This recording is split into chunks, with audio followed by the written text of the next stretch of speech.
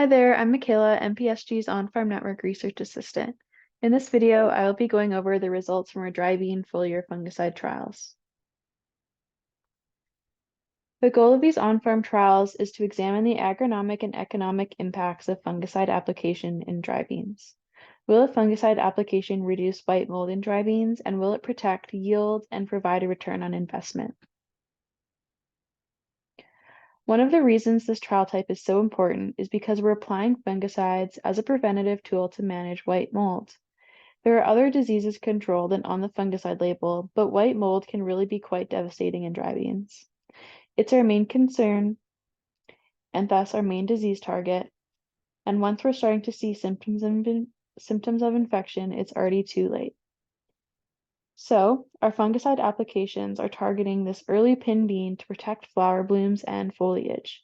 And we want to know, what is our likelihood of response to this preventative application, and how can we fine tune when we're most likely to see a response to fungicide?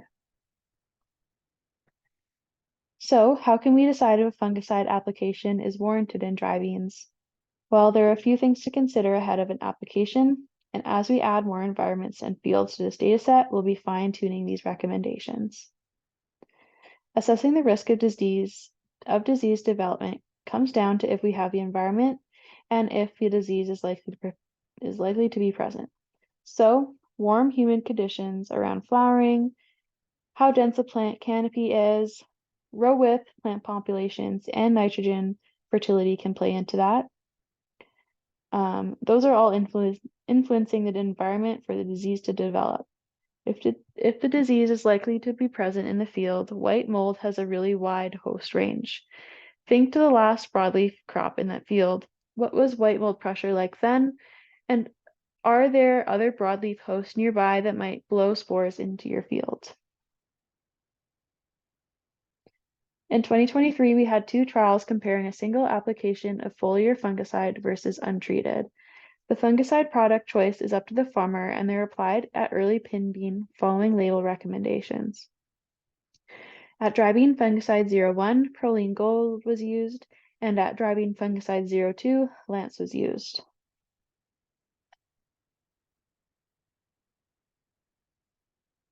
Here we have some background agronomic information on these trials.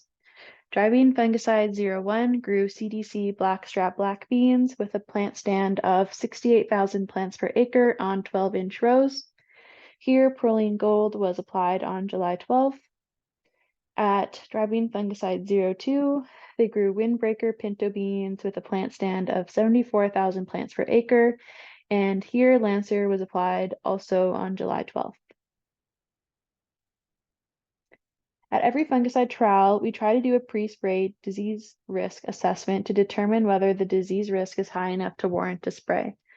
As you can see, at dry bean fungicide 01, there was a moderate risk of disease developing, and at dry bean fungicide 02, there was a low risk of disease development.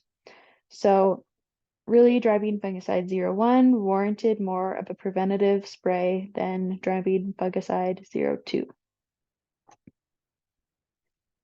July rainfall can play a big role in white mold development each year, and one question is, how can we predict when this preventative fungicide application is likely to pay? This is the percent of normal July rainfall at each on-farm trial in 2023. In both trials, July rainfall was below normal, which is again why that disease risk was not high in either of those fields.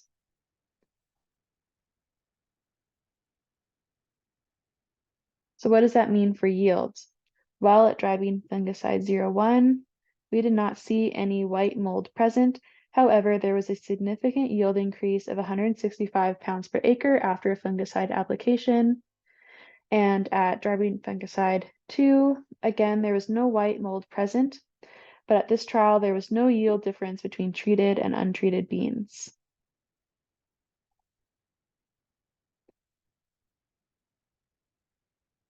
Assuming a fungicide cost of $22 an acre and a black bean sell price of 47 cents a pound, a single application of fungicide provided a return on investment of $55.50 an acre at dry bean fungicide 1. But because yields were not significantly different at driving fungicide 2, there was no increased income to offset those costs of fungicide, and so profit an acre declined by the cost of fungicide application at driving fungicide 2. So to summarize, a single application of foliar fungicide significantly improved driving yield by 165 pounds an acre at driving fungicide 1. So far in these trials, the trial fields have been dry, generally receiving less than normal amounts of rainfall in July, thus disease development has been low.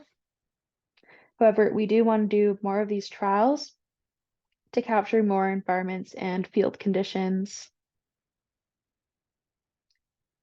So here are the things to consider before spraying: rainfall, temperature, and humidity leading up to and during flowering, and they're worked into the fungicide decision tool that's available on our website and on the MPSG Bean app. You enter in your weather data, the agronomic characteristics like crop rotation, fertility, etc., and it will give you a score assessing your risk in that field to help you make a fungicide decision.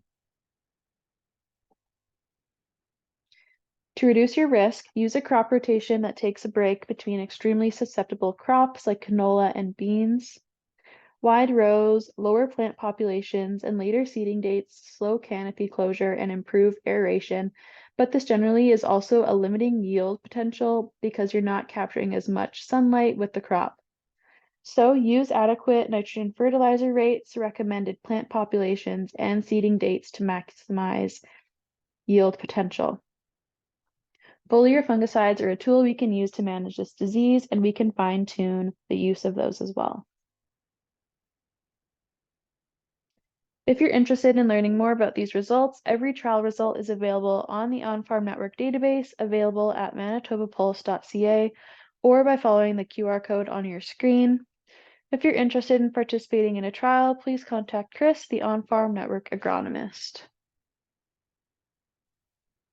Thanks for listening. I'm Michaela, MPSG's On-Farm Network Research Assistant. You can find more information on our website or by following us on social media.